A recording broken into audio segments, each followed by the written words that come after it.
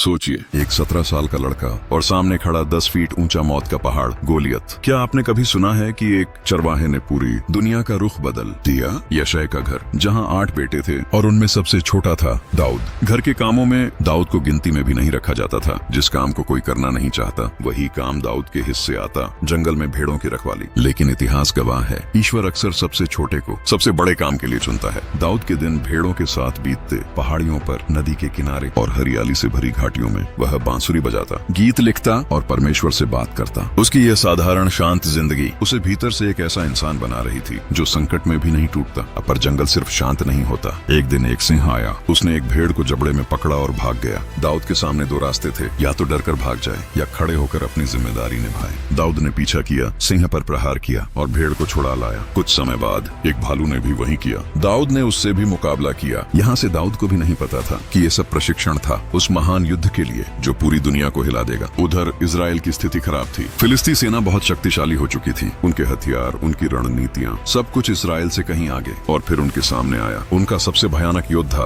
गोलियत। गोलियत की लंबाई लगभग 10 फीट, उसका हेलमेट ही 15 किलो का और उसके भाले की नोक 7 किलो की थी। हर सुबह और शाम वह मैदान में आता और चिल्लाता, कोई है जो मुझसे लड़े। हर बार उसी की आवाज इजराइल की सेना का हौसला चीर देती। इजराइल का राजा शाऊल कभी एक महान योद्धा हुआ करता था, लेकिन अब वह गोलियत की ताकत से डर चुका था। राजा का भय पूरा देश अपने कंधों पर महसूस कर रहा था। सैनिक अपने तंबुओं में बैठे एक दूसरे का चेहरा देख रहे थे। सबके दिल में एक ही विचार, हम में से कोई भी उसके सामने नहीं टिक सकता। दाऊद युद्ध देखने नहीं बल्कि अपने भाइयों के लिए खाना लेकर आया था। लेकिन अक्सर छोटे छोटे कदम महान नियति की ओर ले जाते हैं। जब दाऊद ने गोलियत की पुकार सुनी, उसका चेहरा बदल गया। उसने सैनिकों से पूछा, ये दैत्य परमेश्वर की सेना को क्यों अपमानित कर रहा है? सैनिक हंस पड़े, तुम एक लड़के हो, तुम क्या कर लोगे? लेकिन दाऊद के भीतर जल रही आग किसी हंसी से बुझने वाली नहीं थी। दाऊद ने चुनौती स्वीकार कर ली। यह खबर राजा शाऊल तक पहुंची। उसने दाऊद को बुलाया। शाऊल उसे देखकर हक्का बक्का रह गया। बेटा, तुम बहुत छोटे हो, वह योद्धा है, बचपन से प्रशिक्षित।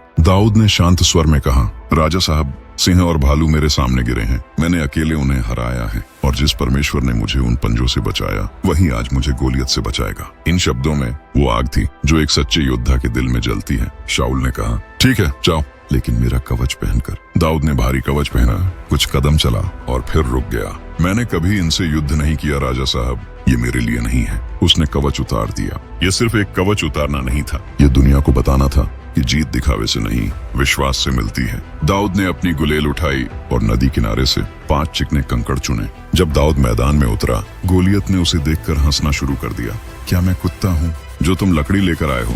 उसके शब्दों में अहंकार, अपमान और घमंड था। पर दाऊद शांत रहा। उसने कहा, तू तलवार और भाले से आता है, पर मैं जीवित परमेश्वर के नाम से आता हूँ। यह वाक्य आज भी इतिहास की सबसे बहादुर घोषणा मानी जाती है। पूरा मैदान खामोश था। सिपाही अपने तंबुओं से सिर निकाल कर देख रहे थे। हर किसी को लग रहा था कुछ ही पलों में यह लड़का मर जाएगा। दाऊद ने अपना पहला कंकड़ उठाया, गुलेल को घुमाया और एक झटके से छोड़ा। कंकड़ हवा को चीरता हुआ गया, सीधा गोलियत के माथे पर लगा। गोलियत लड़खड़ाया और एक भयंकर गर्जना के साथ जमीन पर गिर पड़ा। दुनिया ठहर गई। इतिहास बदल गया।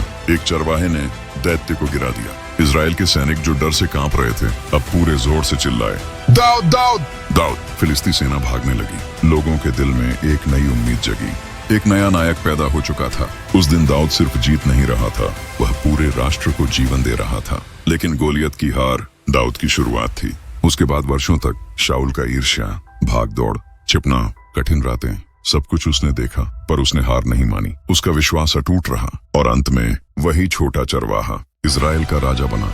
दाऊद को आज भी ईश्वर के मन के अनुसार मनुष्य कहा जाता है। वह परिपूर्ण नहीं था, उससे गलतियां भी हुई, पर उसका दिल सच्चा था और यही उसे इतिहास का सबसे महान राजा बनाता है। अगर आपको ये बाइबल की सच्ची कहानी पसंद आई तो वीडियो को लाइक करें और ऐसी ही और शक्तिशाली कहानियों के लिए चैनल को सब्सक्राइब करना मत भूलिएगा। मिलते हैं अगले एपिसोड में एक नई बाइबलिक सच्चाई के साथ।